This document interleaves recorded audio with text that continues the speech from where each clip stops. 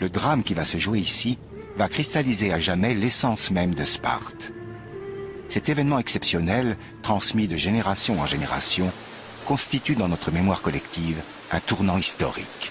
Ce concept de la bataille des Thermopyles est resté gravé dans la mémoire de la civilisation occidentale. Aux Thermopyles, la réalité a dépassé le mythe. Shakespeare lui-même n'aurait pas pu élaborer de tragédie plus épique. Une phalange de 7000 guerriers grecs marche sur l'envahisseur perse et son armée de plusieurs centaines de milliers d'hommes.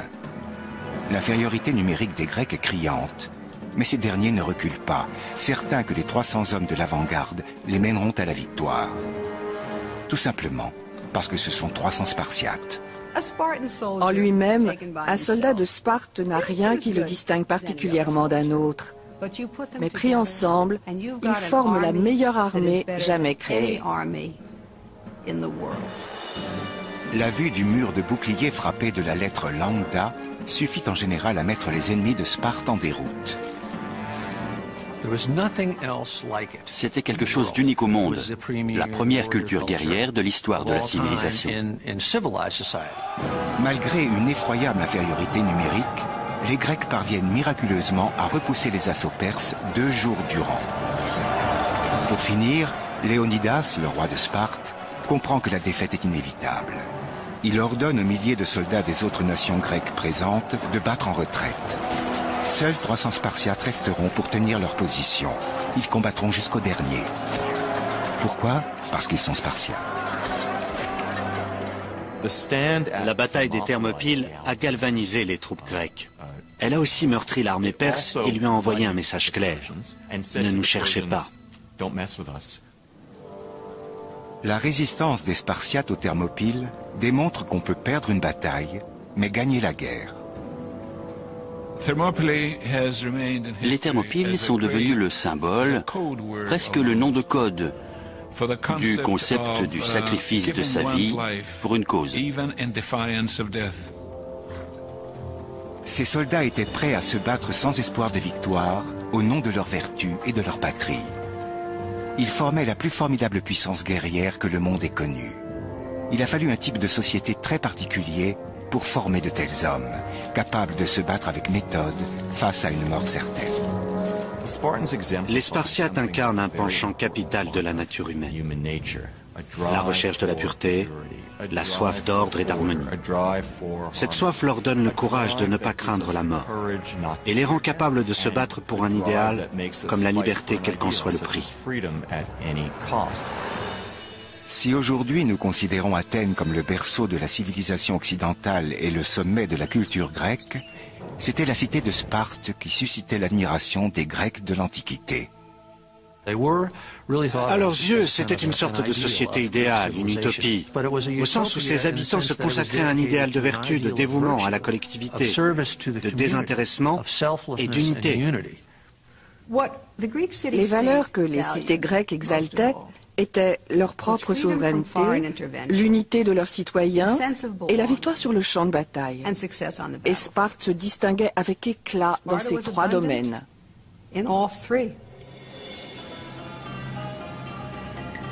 À la haute époque de Sparte, la Grèce est composée de plus de 1000 communautés autonomes, les cités-États.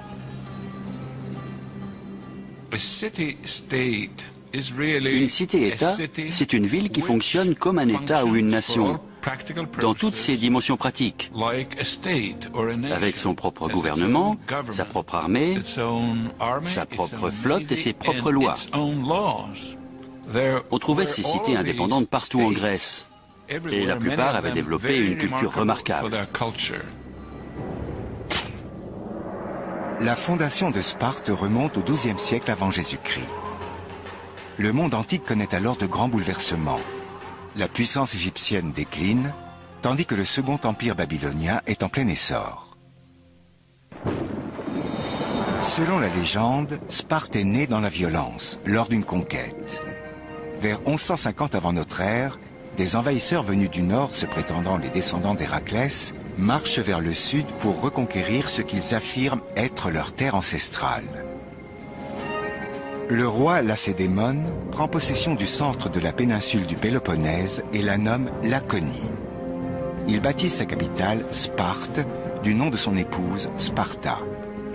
Durant près de 4 siècles, jusqu'aux alentours de 750, Sparte est la capitale religieuse, culturelle et politique de la Laconie. L'art et la musique s'y épanouissent. Sparte est renommée pour ses chœurs de jeunes filles. La ville a aussi développé une céramique dont elle a fait commerce et elle est réputée pour ses ouvrages en bronze. Voici quelques exemples du raffinement de l'art laconien.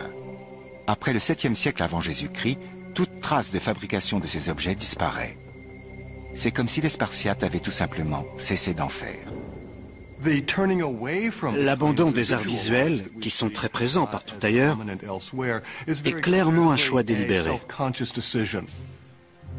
Cette décision coïncide avec un grand tournant de l'histoire de Sparte, les guerres de Messénie. À cette époque, l'explosion de sa population contraint la cité-État à chercher de nouvelles terres et de nouvelles sources d'alimentation. Ils ont résolu leur problème en annexant une région entière, plus grande et plus peuplée que ne l'était Sparte. Ce choix va déterminer le cours de l'histoire de la cité pour les 3 siècles qui vont suivre. Ils jettent leur dévolu sur la Messénie, une autre communauté dorienne établie à l'ouest de la Laconie. C'est la conquête de la Messénie et ses contre-coups qui vont révéler l'originalité et l'étrangeté de Sparte. La Messénie est fertile et son agriculture est florissante. C'est de cette province que viennent aujourd'hui les célèbres olives de Kalamata. Mais elle dispose aussi de très riches gisements de fer, une matière première cruciale dans l'équipement militaire grec. Sparte a besoin de la Messénie. Mais les Messéniens ne vont pas se rendre sans résistance. La guerre a été longue et difficile. Les Spartiates n'ont pas pu dompter les Messéniens facilement ni rapidement. La première difficulté est tout simplement d'ordre topographique. Le Tégète culmine à 2400 mètres. Bien sûr, les Spartiates n'ont pas franchi les sommets. Ils les ont contournés. Mais cela implique de faire un long détour et donc de s'éloigner considérablement de leur base. Les Messéniens étaient sur le point de créer leur propre cité-État. Ils ont résisté. Ils ont tenté de conserver leur indépendance, mais les Spartiates ont fini par les conquérir.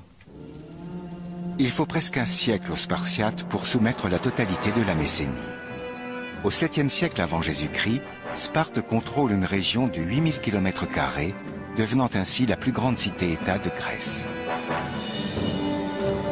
Forcés à travailler dans les champs, les Messéniens sont réduits au statut de serfs, les ilotes. L'ilotisme est une sorte de servage. Un ilote s'occupe d'une ferme et doit réserver une certaine partie de sa production à son maître. Chaque ferme ilote est attribuée à un maître spartiate. Cependant, ce dernier ne possède pas l'ilote. Ce n'est pas son esclave. Il ne peut ni le vendre ni l'acheter. Aucune autre cité-État n'avait encore essayé d'asservir un peuple entier. Les Messéniens sont environ 250 000 et Sparte compte à peu près 10 000 guerriers. Ils sont donc en nombre largement inférieur. Sparte est une nation en état de siège permanent. En ce sens, on pourrait la comparer à l'Israël d'aujourd'hui. Bien sûr, il existe de nombreuses différences entre les deux situations, mais il reste que les questions de sécurité nationale sont cruciales pour les Spartiates. Cette situation va pousser Sparte à réorganiser sa société de fond en comble. De nouvelles lois vont l'amener à contrôler chaque aspect de la vie de ses citoyens. C'est le seul peuple grec à se consacrer entièrement à l'art de la guerre. Selon l'historien grec Plutarque, l'architecte de cette cité guerrière est un Spartiate du nom de Lycurgue. On raconte que celui qui allait devenir le législateur de Sparte a parcouru la Méditerranée pour étudier les meilleures institutions politiques et militaires de la Crète, d'Ionie et d'Égypte. Il a également consulté l'oracle de Delphes où, dit-on, il a reçu les conseils de la bouche d'Apollon lui-même. ces nouvelles directives vont instaurer une discipline faisant de Sparte une société militaire très organisée.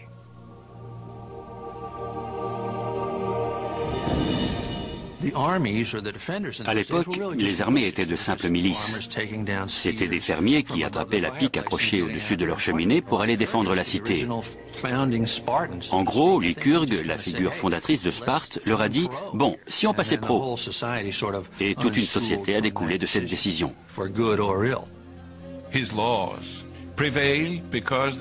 Ces lois se sont imposées parce qu'elles étaient revêtues de l'autorité de l'oracle de Delphes. L'oracle avait dit qu'il fallait s'y soumettre comme si elles étaient d'origine divine. Lycurgue a peut-être été instrumentalisé par la légende. Il demeure que pour les Spartiates, c'était bien la sagesse dispensée par Apollon qui leur avait permis de créer le schéma directeur de leur cité. La société spartiate est de type pyramidal. La partie supérieure est composée d'une élite d'environ 10 000 hommes, les homoi, c'est-à-dire les égaux ou les semblables. En théorie, ils disposent des mêmes richesses et des mêmes droits civiques. Le but était de créer une société d'égaux, une armée qui pourrait se battre sans jamais craindre les dissensions, toujours unie. Tout allait dans le sens de l'homogénéité, de la similitude. C'était l'une des clés du système spartiate, dont les maîtres mots étaient stabilité, ordre et obéissance. Après les homoi, on trouve une catégorie composée de 50 000 à 60 000 personnes libres vivant dans toute la Laconie, pour la plupart dans les environs de Sparte. Ce sont les périèques, ceux qui habitent autour. Ils étaient libres, mais ils ne pouvaient pas prendre de décision d'ordre politique. Ils étaient aussi obligés de suivre les Spartiates dans tous leurs choix. Les périèques composent une classe moyenne sans droit de vote, pourvoyant aux besoins des homoi. La majeure partie du commerce, de la production et de l'artisanat, et de la fabrication de ces armes qui étaient nécessaires à la société spartiate, était assurée par les périèques. C'était le moteur qui faisait tourner la machine. Grâce à eux, les pairs de Sparte pouvaient consacrer tout leur temps à l'entraînement athlétique et à la guerre. Tout ce qui n'est pas essentiel au fonctionnement de la machine est éliminé. L'un des prix à payer pour que cette solution fonctionne, c'était la pauvreté culturelle qu'ils se sont imposés. La création artistique requiert un degré de liberté qui aurait été dangereux. Tout en bas de l'échelle et largement supérieur en nombre se trouvent les ilotes. Les épouses et les filles de l'élite spartiate gèrent les affaires domestiques. La seule charge des égaux consiste à s'occuper de ce que les Grecs appellent la polis, la cité-État. Ils étaient prêts à prendre des mesures drastiques pour donner naissance à une forme de société complètement inédite à l'époque et qui est restée un cas unique dans l'histoire. Au cours des décennies qui vont suivre, Sparte va mettre au point un système étatique destiné à contrôler ses citoyens du berceau à la tombe.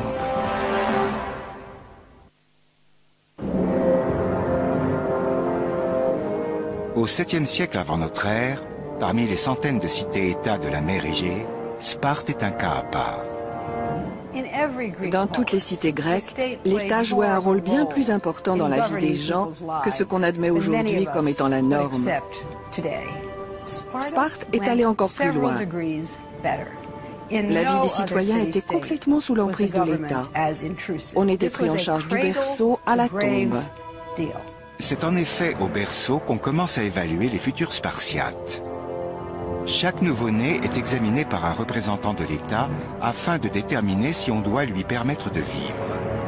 Les bébés de faible constitution sont exposés, un euphémisme qui signifie être jetés dans un ravin. Cela nous semble d'une brutalité extraordinaire, mais le but était de former des guerriers. C'est la qualité qu'ils recherchaient chez les nouveau-nés. Ils avaient besoin d'hommes solides. Je ne crois pas qu'ils aient eu honte de vouloir engendrer les meilleurs rejetons possibles. Les petites filles devaient elles aussi être approuvées. Les experts décidaient si elles devaient vivre ou être précipitées dans un gouffre. Les filles acceptées sont élevées pour être mères, les garçons pour devenir des égaux, les guerriers contrôlant la cité. À Sparte, le peuple est souverain. Encore faut-il appartenir à la classe des homoi, des égaux. Car ni les périèques ni les ilotes ne sont des citoyens. Les Spartiates ont inventé un système unique, un système qui leur était propre et qui a persisté pendant de très nombreuses années. Si longtemps en fait que Machiavel et d'autres l'ont pris pour modèle. Le sommet de la hiérarchie spartiate est occupé par une monarchie héréditaire d'un genre très spécial. L'élément fondateur, et qui semble être le plus ancien de leur constitution, c'est qu'ils n'avaient pas un roi mais deux. C'est quelque chose de très étrange. La plupart des cités grecques avaient gardé un vestige du temps où elles avaient un roi. Et elles avaient parfois conservé un dignitaire religieux qui portait ce titre. Mais les Spartiates avaient une double monarchie et ces rois étaient investis d'un véritable pouvoir. Ils menaient les armées au combat et disposaient d'une incontestable autorité religieuse. Cela créait un équilibre des pouvoirs et empêchait qu'un seul homme ne prenne l'ascendant. Ces diarques forment avec 28 Spartiates âgés de plus de 60 ans un conseil des anciens appelé la Gérousia. Ce conseil joue un rôle politique et constitue le tribunal suprême. Sparte était une sorte de gérontocratie. Les anciens gouvernaient. Certaines charges ne pouvaient revenir qu'aux vieillards. L'une des raisons qui explique cela, c'est que ceux qui parvenaient à un âge avancé dans un tel environnement étaient nécessairement des hommes d'exception. Après la Gérousia, on trouve l'Assemblée des citoyens formée par tous les égaux de plus de 30 ans. C'est la moins puissante des instances politiques de Sparte. Cette assemblée n'est pas faite pour prendre des décisions. Elle se contente de suivre les ordres donnés par ceux qui ont déjà déterminé la direction que va prendre la cité. En fait, ses membres se contentent de crier « Très bien, allons-y, faisons-le » quand on leur propose les lois. Au sommet de cette organisation se trouve un directoire de 5 hommes appelé éphores. Ils prennent des décisions d'ordre militaire, sont responsables du système éducatif et disposent d'un droit de veto considérable, y compris sur les rois. Leur pouvoir n'est pas pour autant absolu, car leur mandat ne dure qu'1 an, et ils doivent rendre des comptes à l'Assemblée. À la fin de leur mandat, les éphores passaient automatiquement devant un tribunal. C'est un peu comme si nos présidents d'aujourd'hui, à la fin de leurs 5 années de mandat, devaient répondre de leurs actes devant des juges. Le but de la Constitution était d'empêcher quiconque, ou une quelconque instance politique, de devenir trop puissante. Et il semble que cela ait bien fonctionné. Comment fait-on avancer les choses quand tant de gens vous barrent le passage? C'est simple. Ce système était précisément conçu pour qu'on ne puisse pas faire avancer les choses. Son but était d'empêcher le changement. Et c'était terriblement efficace. Pendant près de 400 ans, Sparte va bénéficier du gouvernement le plus stable de l'histoire de la Grèce antique. Mais le fait est qu'il ne s'agit pas d'une démocratie. La liberté des citoyens est un élément central de la démocratie. La liberté de s'exprimer, de voter en conscience. La liberté d'expression ne faisait pas partie de la société spartiate.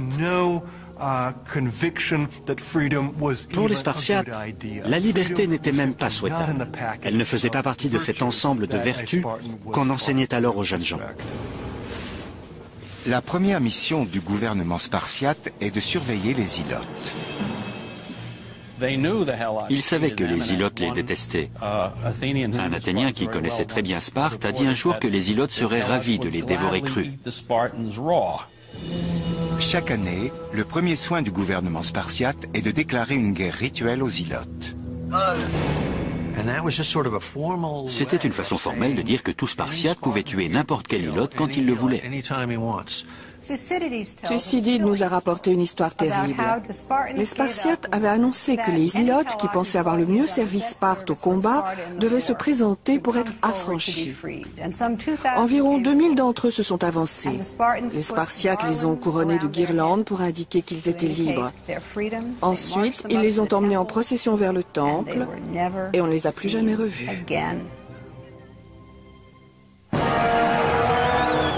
Outre cette guerre rituelle et continuelle contre les Ilotes, la priorité du gouvernement est de légiférer pour régler tous les aspects du quotidien en Laconie.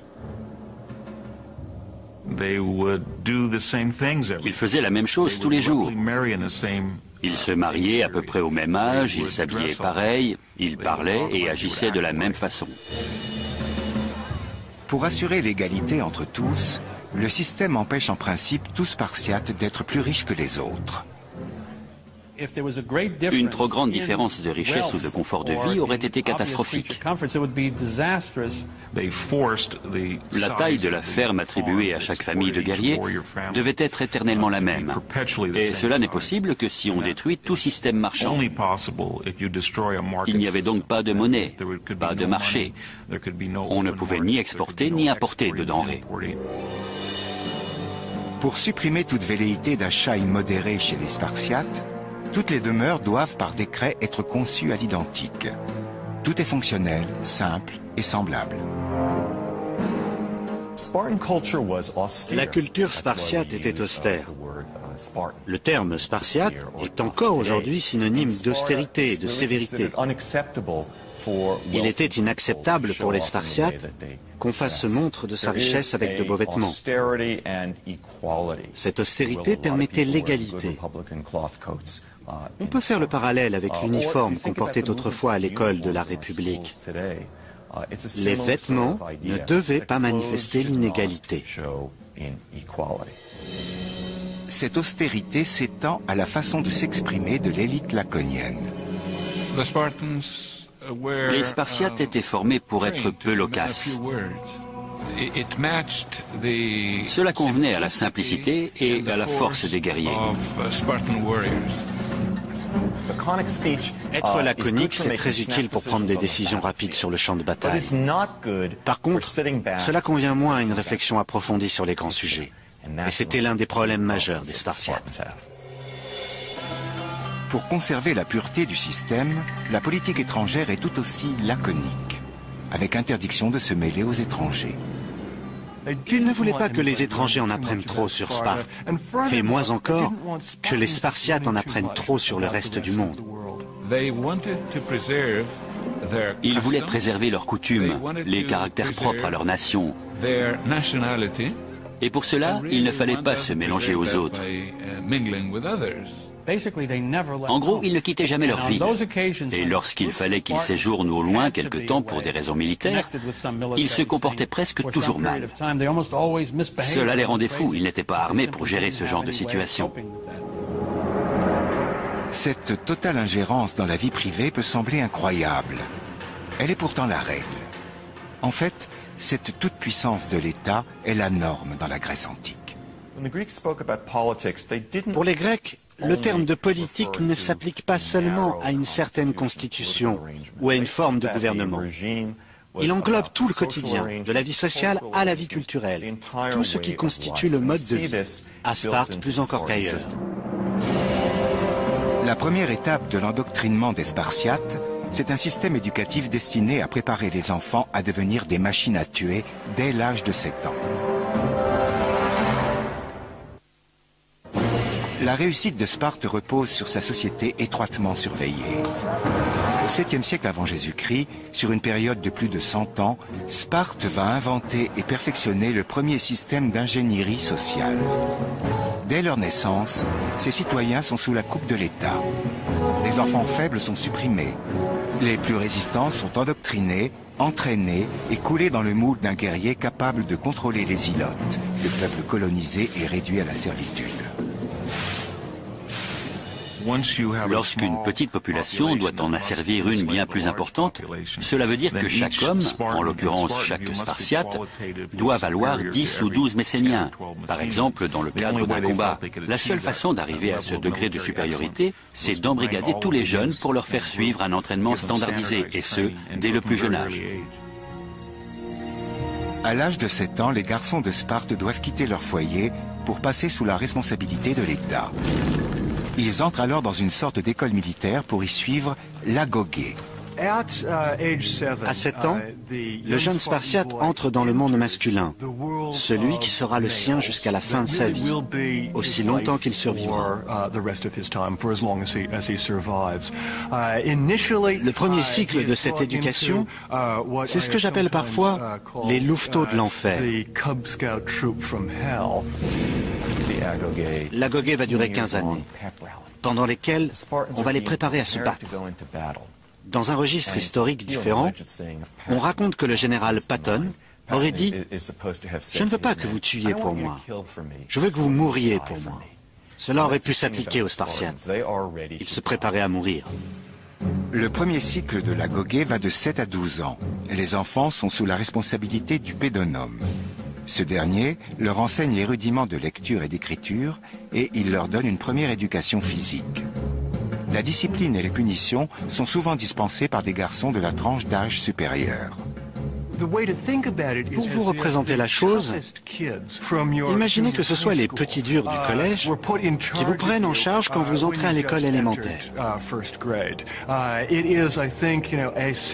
Ce système éducatif tirait parti de la cruauté que peuvent parfois avoir les enfants les uns envers les autres.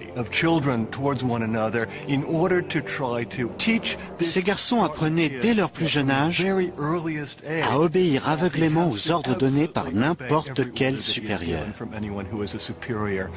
C'était quelque chose de tout à fait terrifiant. La mission principale de ce premier cycle est d'endurcir les jeunes garçons pour les habituer à une vie de rigueur. Le système éducatif spartiate était fait pour mettre les individus à l'épreuve et éradiquer toute trace de faiblesse. Toute sa vie de soldat, le soldat spartiate se savait surveillé par ses pairs. On le guettait en permanence au cas où il montrerait de la faiblesse et pour voir s'il était vraiment à la hauteur. La règle de l'agogé, c'est le test permanent. Peux-tu encaisser ça? Es-tu assez solide? Es-tu assez fort pour être un homme, un Spartiate? C'était la méthode dure, portée à l'extrême. Les filles reçoivent aussi une éducation stricte, mais à la maison.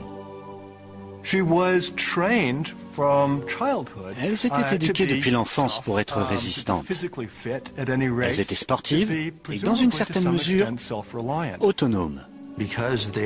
Leur raison d'être, pour ainsi dire, était de produire des fils solides, capables de défendre la cité.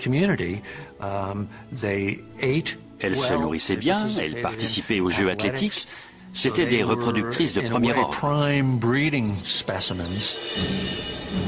À 12 ans, le garçon entre dans le second cycle de l'agogé, plus sévère encore que le premier. Chaque petit Spartiate reçoit alors un manteau unique qui sera son seul vêtement pour toute l'année. On le fait aussi aller pieds nus. Le but est de l'endurcir à la fois physiquement et moralement. En hiver, il fait très froid en Laconie. Si on y envoyait un adolescent de notre époque pieds nus et vêtu d'un simple drap, il ne survivrait pas longtemps. Les enfants sont fatigués, ils ont froid et ils ont faim. Les repas du soir étaient préparés par un domestique ilote. Et il semble qu'il cuisinait, si on peut employer ce mot, une pitance absolument immonde. Le plus célèbre de ces plats, c'était la soupe de sang, du porc servi dans une sorte de mare de sang. Les voyageurs de passage sont effarés par le régime spartiate. Un sybarite venu du nord a d'ailleurs là-dessus un mot fameux. Il est arrivé à Sparte, et après avoir goûté cette soupe, il a dit qu'il comprenait à présent pourquoi les Spartiates voulaient tant mourir. Non seulement c'est mauvais, mais en plus, il y en a peu.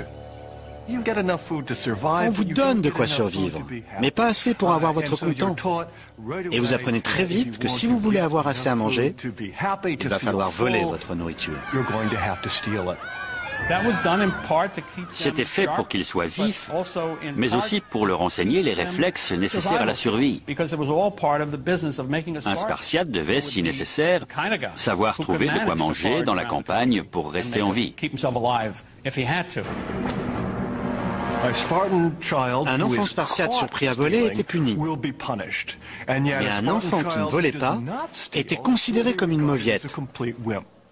Ceux qui s'épanouissaient, c'étaient les meilleurs voleurs, ceux qui ne se faisaient jamais prendre. Selon Plutarque, les jeunes Spartiates étaient capables d'aller très loin pour ne pas se faire prendre. Il nous a transmis une anecdote à ce sujet. Un garçon avait volé un renardeau pour le manger. Ayant eu peur d'être découvert par son supérieur, il avait caché la bête sauvage sous son manteau. Plutôt que d'être découvert, il avait préféré se faire dévorer le ventre par l'animal prisonnier de son vêtement, et il en était mort.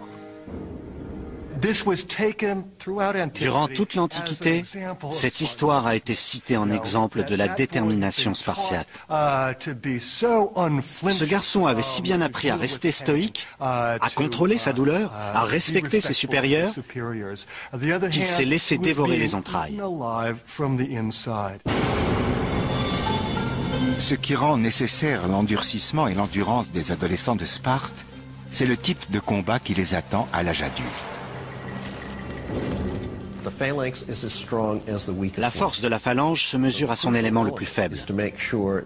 Il est donc absolument fondamental de s'assurer que tous ces éléments sont de même force. Et les plus faibles sont tout simplement éliminés. On disait des Spartiates que c'était la seule nation pour laquelle la guerre apportait un doux changement.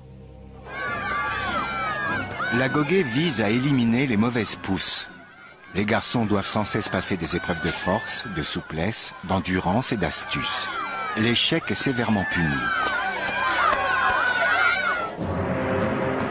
Lors des festivités annuelles du sanctuaire d'Artémis Orthia, les Spartiates se réunissent pour assister à l'épreuve de ce qu'on pourrait appeler le vol de fromage. Les jeunes gens de Sparte étaient divisés en deux groupes.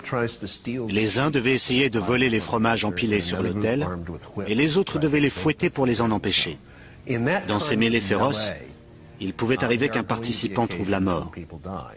Les épreuves que les jeunes Spartiates devaient endurer sont en quelque sorte la préfiguration sanglante de nos bizutages d'aujourd'hui.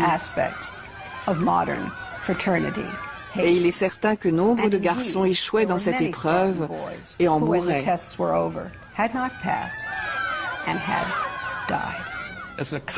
C'est une compétition permanente. Chacun est sans cesse jugé et évalué.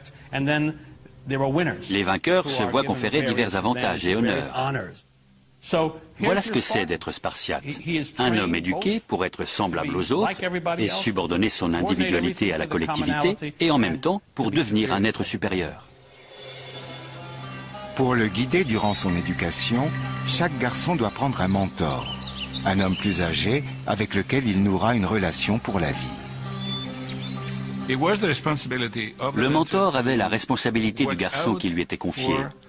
Il devait veiller à ce que son entraînement soit approprié, mais aussi à l'élévation de ses manières et de son caractère. La question de savoir si cette relation étroite est également d'ordre sexuel continue de faire débat dans le monde savant.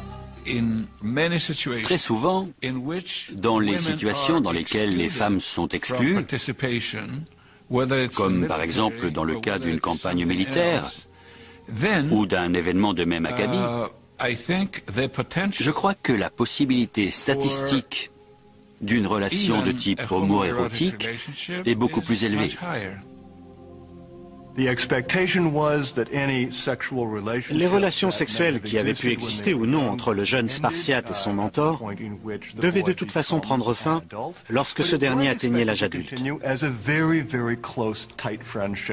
Mais il continuait de cultiver une très forte amitié. Et ces liens qui unissaient le mentor et son élève, ou son amant, constituaient le ciment de la société spartiate. Quand l'armée spartiate partait au combat, c'étaient des hommes qui entretenaient des relations très étroites et très personnelles, qui se tenaient côte à côte pour former les rangs. À la guerre, la cohésion des unités de combat, et surtout des petites unités, est un facteur déterminant. Peut-on imaginer une armée plus unie que celle composée de tels soldats? En grandissant, tout Spartiate est confronté à deux expériences très différentes ayant valeur de travaux pratiques. Le mariage et le meurtre de sang-froid.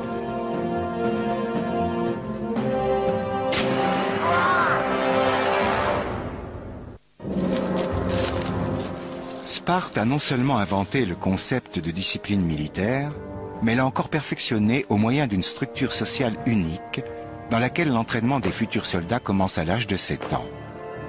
L'éducation des Spartiates se termine à 20 ans. Ils entrent alors dans un autre monde, celui qui sera le leur jusqu'à leur mort.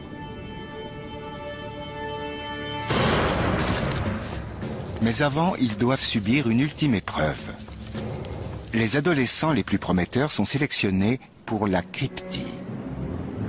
Les participants sont autorisés à tuer des ilotes comme bon leur semble. Ils doivent camper en dehors de Sparte, user de toutes leurs ressources pour survivre et, à la faveur de la nuit, assassiner des ilotes.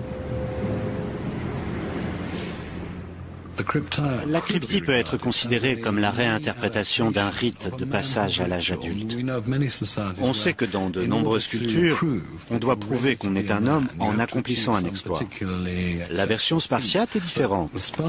Elle implique de tuer l'ennemi intérieur. La cryptie consistait à prendre les meilleurs et les plus intelligents des jeunes Spartiates et à les utiliser pour terroriser les ilotes, c'est-à-dire ceux sur qui reposait le bon fonctionnement de leur société. Les ilotes qui étaient particulièrement bons, beaux, qui avaient apporté par exemple certaines innovations agricoles ou de façon plus générale, qui avaient quelque chose d'un peu exceptionnel, vivaient dans la peur continuelle des cryptes. Parce que si ces derniers découvraient leur existence, ils n'avaient de cesse de les tuer.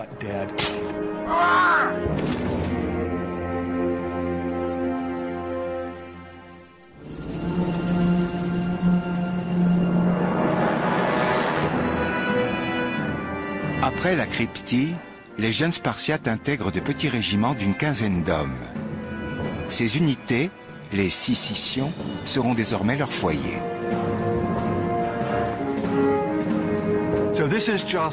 C'est un moment clé dans la vie de tout Spartiate. Il doit être accepté dans un régiment. Tout ce qui a précédé, tout ce qu'il a accompli jusqu'à présent, l'a été dans la perspective d'être accepté. Si le Spartiate se doit en premier lieu à son régiment, il est aussi fortement encouragé à se marier pour procréer. Vu de l'extérieur, cet aspect de la vie en Laconie peut sembler plus doux, car les femmes de Sparte sont réputées pour être les plus belles du monde. Après tout, Hélène de Troie n'était-elle pas d'origine spartiate?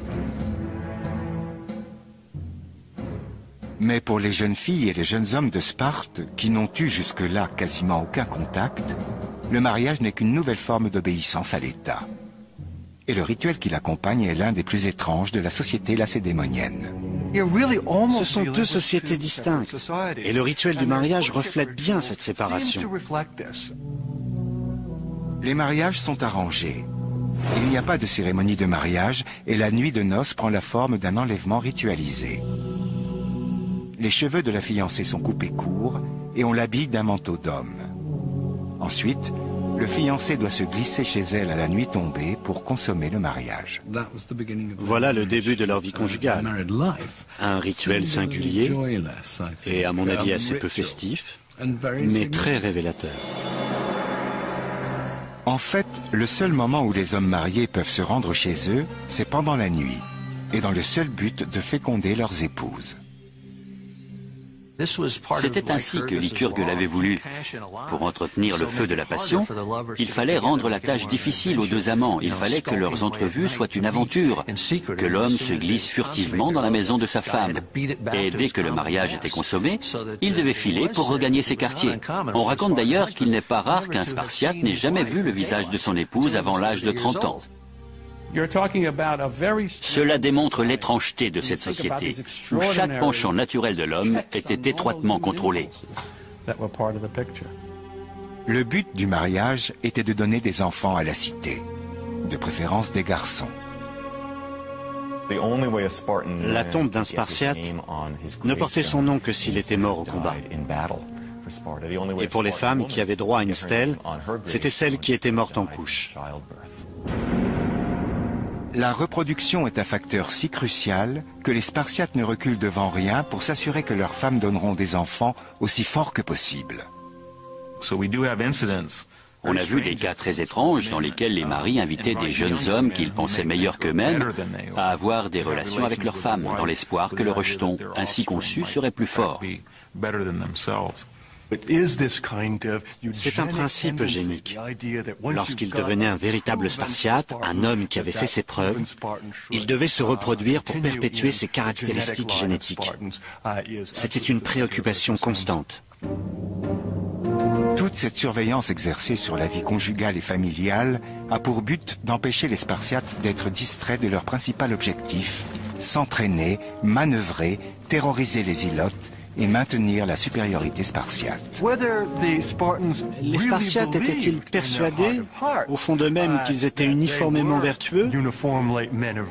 Ou se disaient-ils parfois « Mince, ce que j'aimerais passer un week-end sympa à Athènes et faire un peu la fête ». On ne le saura jamais. Par contre, ce qu'on sait, c'est que l'image qu'ils renvoyaient était celle d'hommes parfaitement satisfaits de leur sort et de leur vie vertueuse. Mais paradoxalement, ces hommes qui forment l'armée la mieux entraînée au monde n'utilisent pas cette force contre leurs voisins. Ils disposent d'une prodigieuse machine militaire. Mais tout se passe comme s'ils se disaient « Ne prenons aucun risque, admirons-la, polissons nos beaux boucliers, mais ne les utilisons pas à moins d'y être forcés. » 2 siècles durant, ce système va fonctionner à merveille à l'intérieur des limites de la Laconie. Mais c'est alors, pour des raisons qui demeurent encore mystérieuses, que Sparte a commencé à regarder, par-delà ses frontières, vers des peuples à conquérir.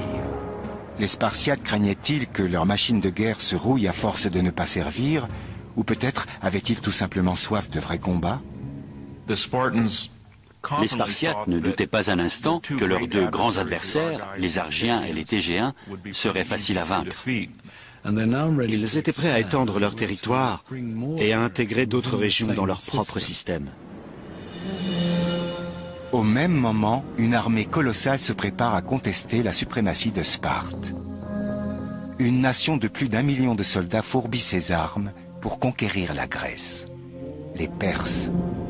Au début du 5e siècle avant Jésus-Christ, ils vont d'abord conquérir les Grecs d'Asie mineure, les Ioniens, avant de tourner leur regard vers l'ouest. Et cette volonté de conquête va déterminer l'histoire de la Grèce pour les 2 siècles à venir. Pendant plusieurs générations, l'ensemble de la Grèce va subir la menace perse. La façon dont Sparte et Athènes vont réagir à cette menace va à la fois diviser et unir le monde grec.